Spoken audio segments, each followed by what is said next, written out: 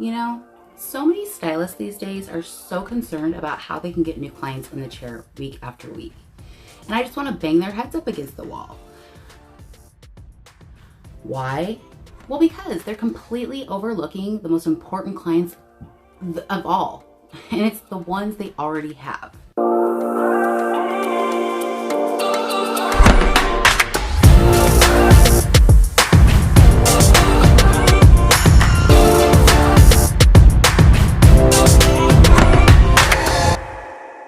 Hey, I'm Madison, and I help independent hairstylists to set up or restructure their hairstyling businesses.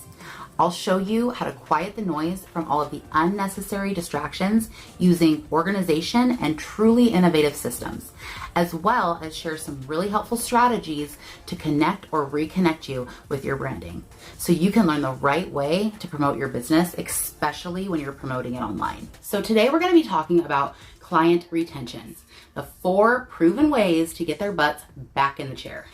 So first, we're going to talk about why it's super important to get your EIF down patent to really impress anybody who books an appointment with you, and why it's the single most important thing that you can do to increase your retention rates.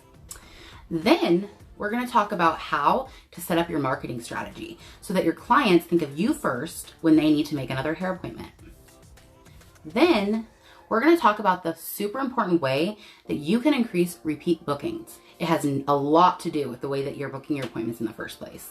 And the last thing that I'm going to talk to you about, the single most important thing that I feel has completely gone out the window in most service industries, and how you can seriously stand out and be a cut above the rest by simply getting back to the basics. So let's dive in. EIF stands for Established Industry Flow. And yes, I did make that up. And it's one of the most important pieces to get right in your business. It's about the way that you are servicing their clientele. So when your client arrives at their appointment, what is it specifically that they can look forward to experiencing as your guest? For example, when they arrive, are they looking forward to trying your yummy mocktail of the month? Because every single month you switch it up and have a new drink that they get to try. Or how about the way that you style them out? Is it just like completely different than anybody who's ever done their hair before, and they just have to have you style them out? You just need to figure out what your signature service experience looks like, and then just double down on that. Here's the reason why, okay? If you want your clients to return to your chair, you need to give them a reason to do so. Okay, so dig deep and really find out what makes it you unique and why your clients love to come to you versus somebody else. And what about you? Is there anything that you're doing in your business that's super unique? Let me know in the comments below. I'd love to see what each of you guys have up your sleeve. Okay, so next I want to dive into marketing a little bit. And I think it's best to keep things extremely simple in this department. I think it's important to establish a few forms of marketing and then stay consistent. Okay, so for example, one of the most important things that I feel you need to incorporate in your business is a newsletter. The reason why I love newsletters is because it allows you to nurture your clients and even make suggestions that could work great for them for future appointments. I think they call that planting a seed. If you can think of your newsletter as a jumping off point for other forms of content, like a blog, for example, then you can hit 2 birds with 1 stone.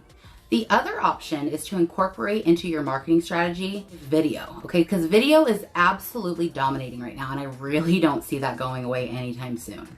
So a great idea would be to perhaps maybe film a video first, then have it transcribed, turn that into your newsletter, and double it as your blog, and then maybe break that blog up into little mini posts, which you can distribute on other social media platforms during the week.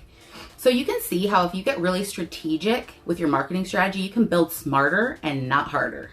But tell me, are you incorporating any of these content strategies that I just mentioned in your business right now? If you have any other tips, let me know in the comments below. Okay, so if you're still using a manual process to schedule appointments, do yourself and your clients a favor and explore solutions that can streamline your online booking process. You're going to want to arm yourself with a modern booking solution for a couple of reasons. One reason is because it allows your clients to schedule on their own, making it super convenient for you and them. Plus, most booking systems also offer automatic reminders, which greatly cuts down on no-shows. And there are plenty of options out there. So do your research, but getting automated is hands down the best choice for all true professionals. Hands down. I've gone ahead and linked 4 overall reviews for you to compare the top CRM systems that I would recommend for our industry. So go grab that in the description box below. I'm going to link it for free for you guys. And that way, if you're, in the market for a new CRM system or a booking site, you can check those out and see which one would work the best for your business. And before I forget, if you're new to my channel and are interested in learning how you can build a successful and sustainable business as an independent hairstylist, click that notification bell at the bottom of the screen so you can make sure that you're notified every single time I release a new video just like this one. Okay, and now we've reached the last and final way that you can get your clients' butts back in the chair. And in my opinion, it's the most important, which is why I chose to save it to last. It's a little something that I like to call, wait for it, customer service.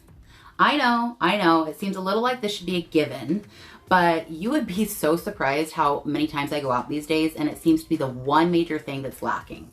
It's very, very rare that somebody goes above and beyond if it's not their job. Rude. I built my business by accommodating my clients, making it easy for them to get a hold of me, listening to what they want, following up with them, but most important, just doing whatever it takes to make sure that they're happy with the service that they receive from me. I feel like there's kind of this attitude that I've been seeing in our industry lately, especially from like younger stylists, which I love younger stylists, don't get me wrong.